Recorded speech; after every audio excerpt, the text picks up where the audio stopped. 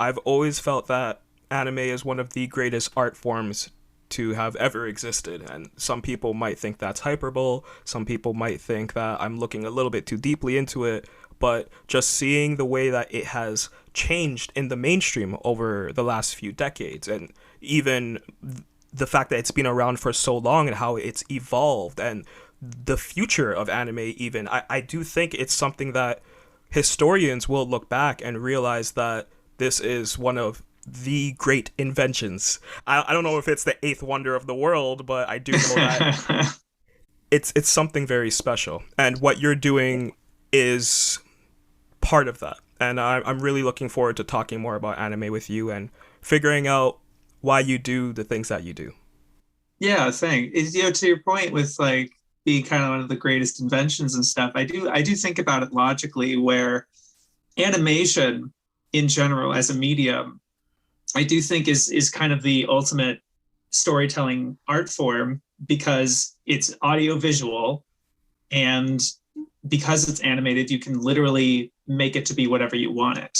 You're able to tell any story and at any length, and with any level of complexity, and of course artistry. Like there's a whole bunch of art to this, and people make it not just the animation itself, but like the art direction and the backgrounds and the character designs and like the actual art of it, right? There's a tweet that I retweeted that I saw somebody talk. They were rewatching this older show from 1975 called Gamba no Boken, which is it's pretty formative. It's referenced in later anime and stuff, but it was directed by Osamu Dezaki, who's my favorite director, and I can't shut up about him.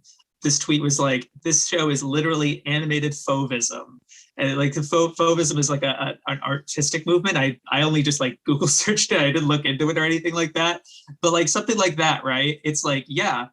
Or you look at Akagi no An, Anne of Green Gables, this show from 1979 that was directed by Isao Takahata, who's the Grave of the Fireflies guy, and Hayao Miyazaki was involved in it, whatever. But like the characters are literally running through oil paintings, is what I like saying about that show. It's like that's insane, that's incredible, and so it's like live action can't possibly capture that, and you can imagine it all you want in your head, but to me, like I'm discouraged from reading books personally because I vision this really impressive, like, I'm picturing the whole image in my head, but I'm not able to share that with other people because it's in their own head, right? So like, I much prefer storytelling as an audio visual experience out of everything. And then out of audio visual experiences, I think animation has the most potential.